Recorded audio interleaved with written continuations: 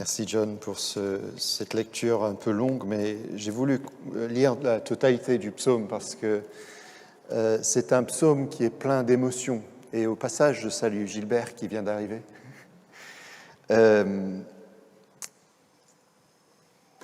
Les psaumes nous parlent en particulier, je pense, parce que de toute la Bible, ce sont des écrits qui parlent d'émotions. Les psaumes nous rejoignent dans nos joies, dans nos réjouissances, dans nos réussites, dans nos enthousiasmes, mais les psaumes nous rejoignent aussi dans nos pleurs. Il y a un tiers des psaumes qui sont ce qu'on appelle des psaumes de lamentation, des psaumes de plainte, où l'auteur ne comprend pas ce qui se passe et lutte avec ses émotions. Et parfois, ces psaumes sont des psaumes communautaires. On pense au psaume 137, où le peuple est en exil et il se trouve devant des ennemis qui se moquent d'eux en disant « chantez-nous les psaumes, les chants de Sion ». Et le psalmiste, il se dit « mais comment chanter quand on est dans un lieu étranger ?» Et il ne parle pas de sa situation géographique, mais spirituelle. Il est en souffrance. Et c'est un texte communautaire. Et il y a d'autres psaumes qui sont des psaumes individuels, où tu as l'auteur qui lutte. C'est comme s'il est en train de se noyer, et il fait tout désespérément pour pouvoir respirer encore, tellement il est oppressé par la situation. Les psaumes nous rejoignent parce que ce sont des expériences mises en prière, des expériences réelles, des expériences d'un peuple, mais aussi des expériences d'hommes et de femmes qui cherchent à comprendre ce qui se passe. Et de tous les psaumes de lamentation, celui que nous avons ici est peut-être le plus connu, puisque cité par Jésus, mon Dieu, pourquoi m'as-tu abandonné ?» Mais c'est aussi un psaume qui nous arrache de nos certitudes, de nos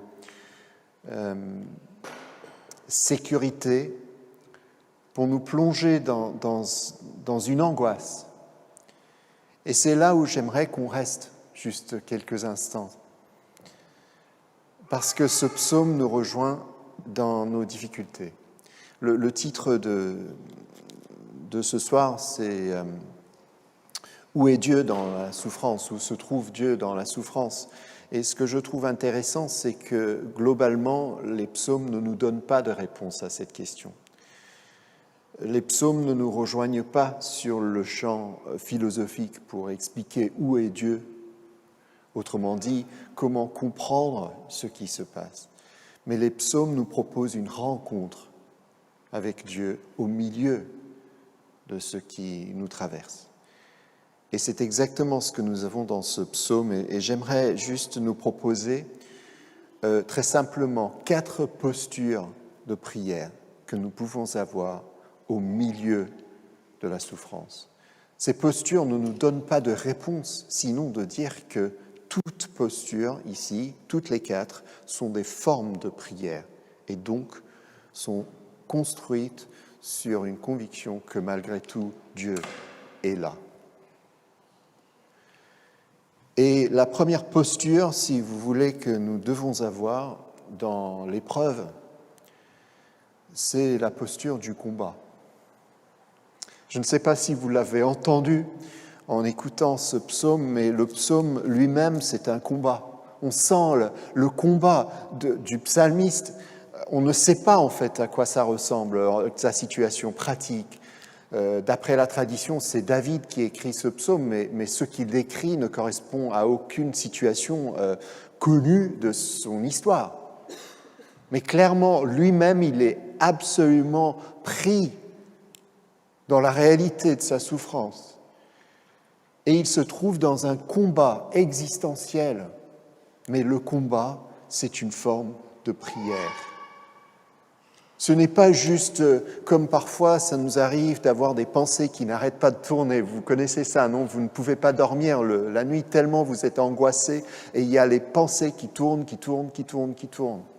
C'est normal, mais ce n'est pas de ce combat-là qu'on parle.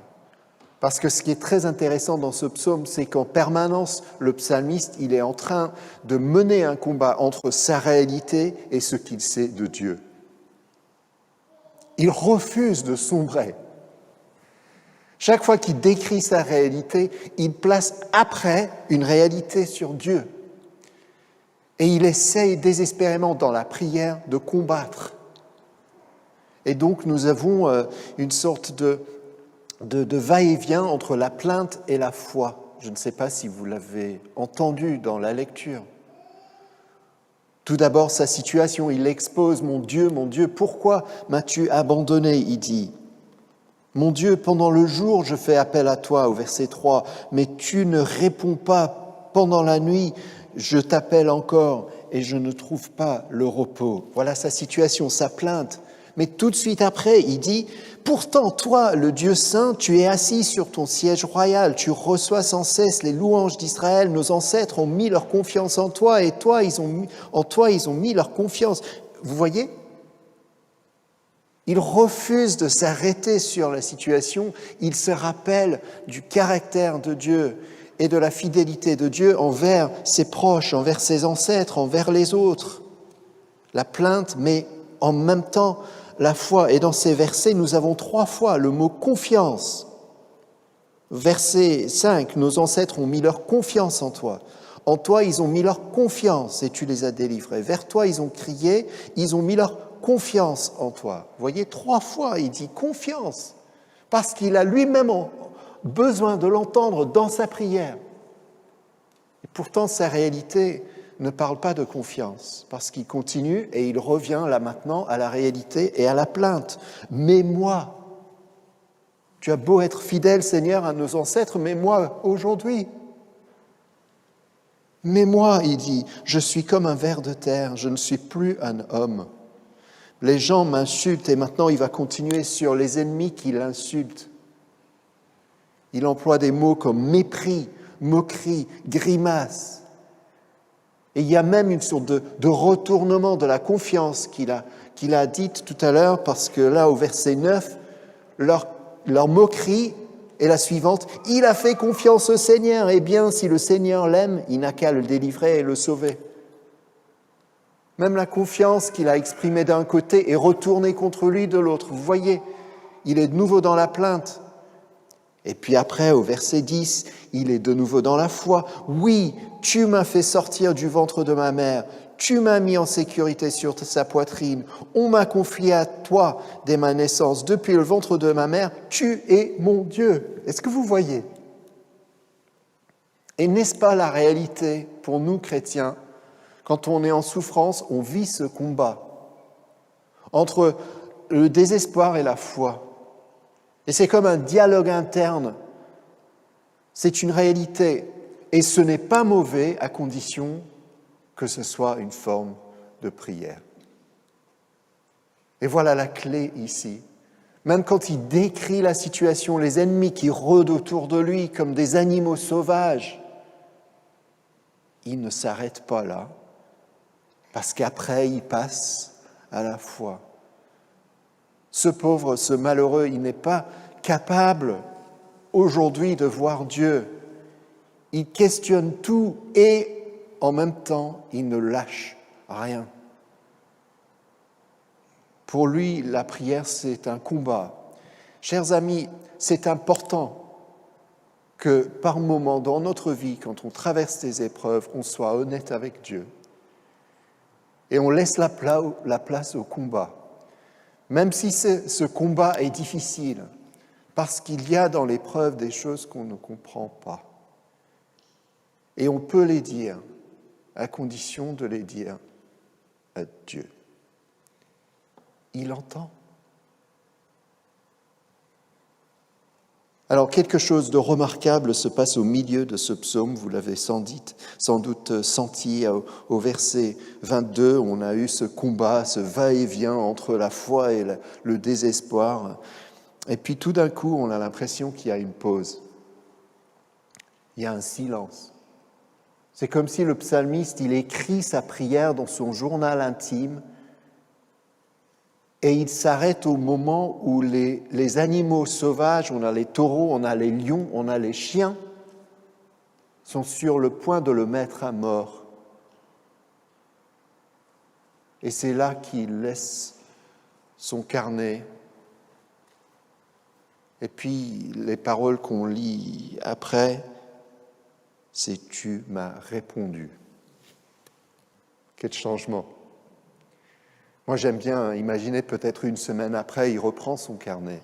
Et là, maintenant, c'est le témoignage. Il devient lui-même, comme ses ancêtres étaient pour lui avant, le témoin de la délivrance.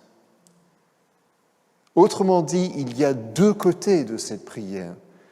Il y a la souffrance d'un côté, mais il y a aussi la délivrance. Et le psalmiste, il peut maintenant témoigner de la délivrance, mais ce n'est pas dire que la souffrance n'était pas réelle. Elle était là. Beaucoup ont été étonnés par ce changement de contexte, parce qu'au verset 23, il dit « J'annoncerai ton nom à mes frères et à mes sœurs au milieu de l'assemblée, je chanterai ta louange ». C'est complètement différent, c'est comme si on avait deux psaumes différents.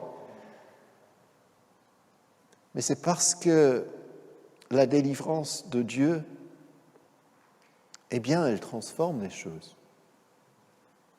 Parce que si le combat et l'épreuve sont réels, c'est que la délivrance l'est tout autant aussi. Et du coup, ça nous montre une deuxième chose dans la prière. Si d'abord la prière au milieu de l'épreuve, c'est un combat, c'est aussi une attente.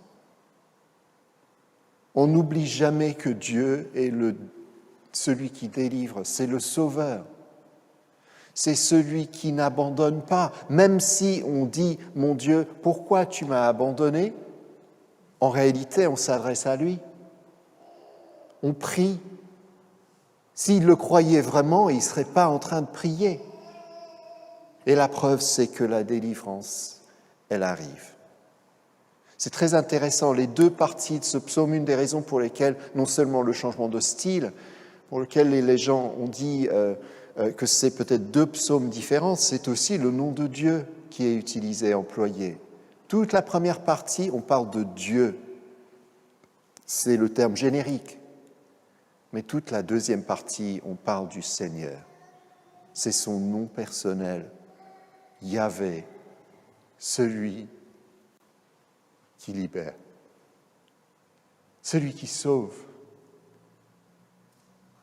La prière, quand on est au milieu de l'épreuve, c'est aussi une attente. On s'attend à quelque chose. On ne dit pas les mots simplement pour les répéter, on les dit parce qu'on croit que Dieu entend. On ne sait pas combien de temps il faut attendre. On ne sait pas quelles circonstances vont advenir pour que la situation se transforme, mais on sait que Dieu se nomme Yahvé, celui qui est et qui était et qui sera, le Dieu fidèle, le Dieu de l'Alliance. Et du coup, il agira.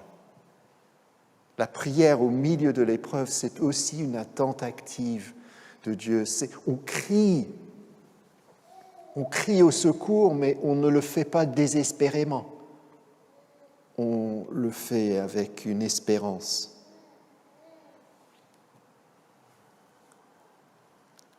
C'est très intéressant que même si David ici dit « mon Dieu, pourquoi m'as-tu abandonné ?» En fait, David n'a pas abandonné Dieu et Dieu ne l'a pas abandonné David non plus. Il n'y a pas d'abandon ici. David, il ne lâche pas.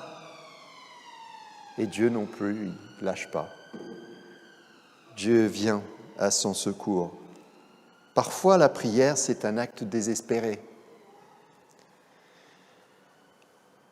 Mais c'est un acte actif.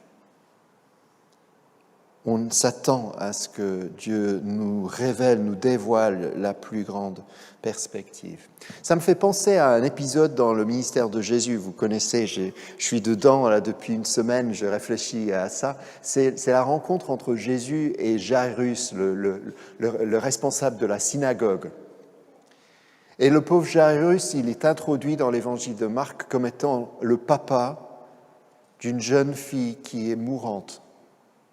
Imaginez-vous juste un instant le désespoir de cet homme. Rien de pire que d'être parent et de voir son enfant en train de mourir. Et il est complètement désespéré. Et le passage nous laisse imaginer que Jairus, il a dépensé des heures et peut-être des sommes pharaoniques pour essayer de soigner cette jeune fille, mais sans aucun succès. Il est mis à l'épreuve, ce Jairus. Et il bascule, lui, entre désespoir et foi. Parce que contre toute attente, lui, il se tourne vers Jésus et le texte nous dit que désespérément, il se tourne vers Jésus et il se jette aux pieds de Jésus et il crie « Aide-moi ». Ça, c'est une mise en acte de ce psaume. Le pauvre papa qui ne sait pas quoi faire. Et en fait, c'est intéressant parce que Jésus lui répond en disant « c'est bon ». Et le texte dit « Jésus s'en va avec lui ». Sauf qu'en chemin, Jésus s'arrête, il se laisse divertir, il se laisse prendre par une femme qui est à côté, qui saigne depuis des années et des années. Et le pauvre Jairus, on l'imagine, il est pris maintenant de panique. Jésus avait dit qu'il allait venir, il était en train de venir et maintenant rien. Comme souvent dans nos prières, on imagine le début d'une réponse et tout d'un coup, la porte, elle se ferme. Et je l'imagine, Jairus, il est là, il ne sait pas quoi faire. Et puis c'est très intéressant ce texte en Marc chapitre 5 parce que Jairus, il a supplié Jésus en disant « Ma petite fille est mourante ». Et Jésus, quand il se tourne vers cette femme, il dit « Ma fille ». Il s'adresse à la femme comme sa fille, comme s'il voulait dire à Jairus « En fait, ne t'inquiète pas, ce n'est pas un problème là, c'est aussi une fille qui a besoin de moi ». Et puis bon, on connaît la suite de l'histoire, sa fille, elle est guérie, il y a une délivrance. Et Jairus, sans doute, il se joint au psalmiste en lisant non seulement le début du psaume, mais aussi la fin. Nous avons un Dieu qui délivre. Le problème, c'est que nous ne savons pas comment ni quand il agira. Mais puisque c'est son nom, Sauveur, Jésus, c'est celui qui sauve, n'est-ce pas ? C'est en lui qu'on met notre confiance. Donc, deuxième posture de prière, ce n'est pas seulement le combat, c'est aussi l'attente. Dieu, il agira. Et troisième posture que je vois ici, c'est la posture de la proclamation. Au milieu de l'épreuve, on prie. Mais la prière ici, il semble, dans le psaume 22, c'est une prière qui s'adresse non seulement lui-même, il s'adresse à Dieu, mais c'est une prière qui s'articule au milieu d'un peuple.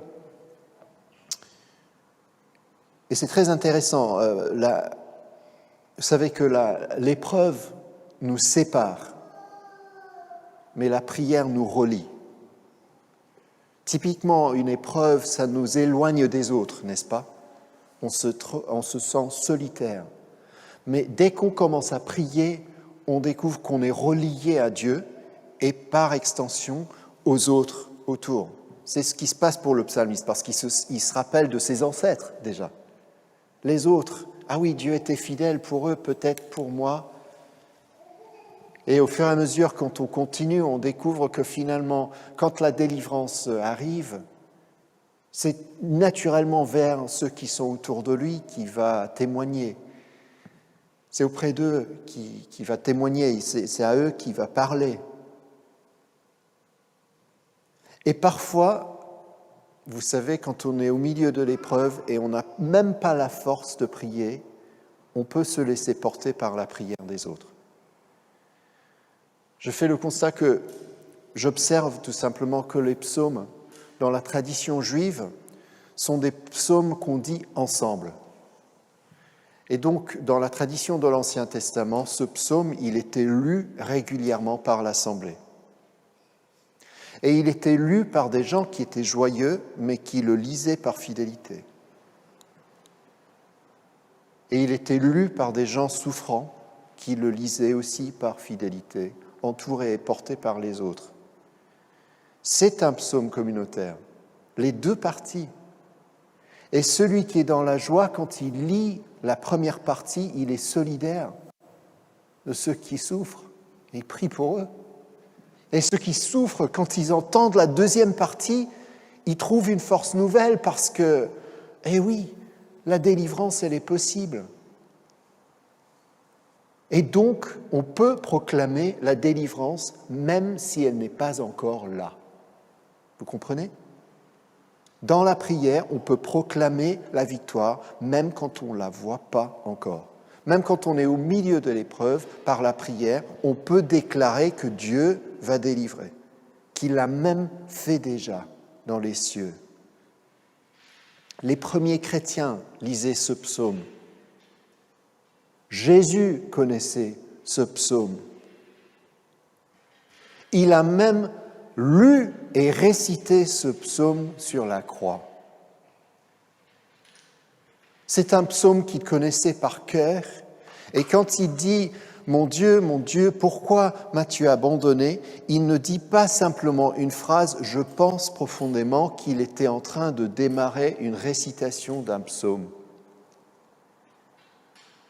Et quand il décrit la souffrance, et nous on est frappés aujourd'hui de voir avec quelle réalité ça décrit la personne de Jésus, il incarne ce psaume, c'est qu'il a déjà cheminé avec ce psaume depuis son enfance, depuis sa naissance. Il vibre avec ce psaume et donc c'est naturel qu'il répète ce psaume au milieu de l'épreuve. Est-ce qu'aujourd'hui nous apprenons les psaumes ? Est-ce que nous les connaissons ? Probablement pas, mais Jésus les connaissait. Et je trouve vraiment extraordinaire que sur la croix, au moment de sa plus grande souffrance, Jésus, quand il crie vers Dieu « Pourquoi m'as-tu abandonné ?», il est en train de lire la Bible, de dire la Bible, de prier, de s'adresser à ce Dieu qui, soi-disant, l'a abandonné. Il sait très bien que Dieu ne l'a pas abandonné, mais il rejoint l'expérience du psalmiste. Et du coup, ça devient une prière pour lui. Sauf qu'évidemment, avec Jésus, ça tourne mal. Apparemment, il n'y a pas de deuxième partie. Contrairement au psalmiste, Jésus, il meurt. Qu'est-ce qu'on fait de ça ? Est-ce que Dieu, pour une fois, n'a pas été fidèle ?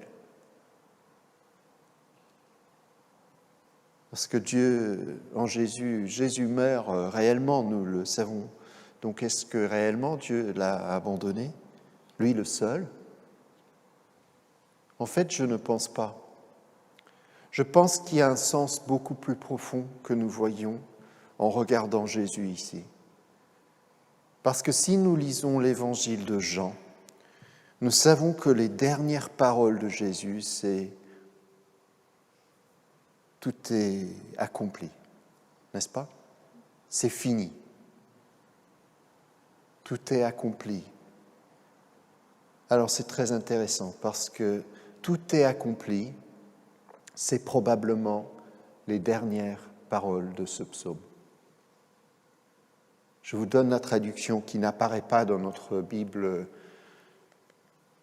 devant nous, mais la dernière phrase qui est traduite, le verset 31, « Leurs enfants le serviront, on parlera du Seigneur à la génération d'aujourd'hui, à ceux qui vont naître, on racontera ce qu'il a fait pour sauver son peuple. » Voilà comment on peut le traduire littéralement depuis l'hébreu. On parlera du Seigneur à la génération d'aujourd'hui. On racontera sa justice à ceux qui vont naître, car il l'a accompli.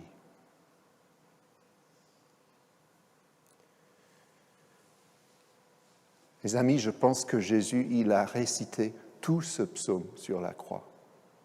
Même la partie qui parle de la délivrance alors qu'il était en train de mourir. Il prit la plainte et la proclamation, la souffrance et la délivrance, la mort et la résurrection sur la croix. Et Jésus incarne ce psaume non seulement parce que le psaume décrit sa mort, mais parce qu'il annonce sa résurrection. Sur la croix, par la foi, Jésus prie sa résurrection. Il met sa confiance en un Dieu sauveur qui va le ressusciter. Il ne sait pas comment ni quand, mais il récite aussi la deuxième partie. Et je pense que quelque part, la conversion pour Jésus, le changement de son attitude sur la croix a dû advenir au milieu du psaume, quand il y a ce tournant. Jésus qui souffre, on lui donne à boire, il n'en peut plus. Et puis au milieu du psaume, sa récitation s'arrête, il y a une pause, c'est comme s'il pose son carnet. Et puis il reprend et il dit « Tu m'as répondu ». Et à partir de ce moment-là, même dans ses souffrances, il est en train d'annoncer la victoire. Vous savez, au milieu de l'épreuve, on peut, dans la prière, annoncer la victoire. Et nous, on peut le faire parce que Jésus l'a déjà remporté pour nous. Nous savons que, de toute façon, le pire qui puisse nous arriver, c'est que nous soyons poussés jusqu'à la mort physique. Mais grâce à Jésus-Christ, nous savons que la mort n'est pas la fin. Qu'en Christ, nous avons la vie. Que peut l'ennemi faire contre nous ? Et donc, au milieu de l'épreuve, nous pouvons déjà annoncer la vérité qu'en lui, nous avons la vie et qu'un jour, nous aussi, nous ressusciterons. Donc, et je termine avec ça, au milieu de l'épreuve, nous avons une posture de combat, nous avons une posture d'attente, une posture de proclamation et enfin, nous avons une posture d'accueil. Parce que quand nous commençons à proclamer la vérité, la victoire de Jésus-Christ sur le mal au milieu de nos souffrances, nous ouvrons une porte à une rencontre. Dieu nous rejoint là où nous sommes. Dieu nous rejoint même dans nos souffrances. Même avant cette délivrance que nous espérons, nous découvrons qu'il est là, avec nous, comme il était avec nous en Jésus-Christ sur la croix. Vous savez que c'est pour ça que les premiers chrétiens ne parlaient pas en fait de mort quand il y avait un chrétien qui était mort, mais qui souvent disait que le chrétien en question s'était endormi. C'est pas par pudeur, comme aujourd'hui on dit quand quelqu'un décède, on dit peut-être qu'il est parti, il nous a quittés, parce qu'on a un peu peur de la mort. Les premiers chrétiens disaient que les chrétiens morts étaient endormis parce qu'ils croyaient profondément qu'un jour, Dieu allait nous réveiller. C'est ça notre confiance, c'est qu'il y aura un réveil et le Seigneur nous ressuscitera. Et ça, grâce à Jésus-Christ. Et ça veut dire qu'au milieu des épreuves, nous pouvons accueillir la présence de Dieu là où nous sommes. Combattre, attendre, proclamer et puis accueillir. 4 postures de prière au milieu de l'épreuve. Et je termine avec donc la confiance de Paul qui dit « Car dans tout ce qui nous arrive, nous sommes les grands vainqueurs par celui qui nous a aimés. Oui, j'en suis sûr, Romains 8. Rien ne pourra nous séparer, rien, de l'amour que Dieu nous a montré dans le Christ Jésus, notre Seigneur.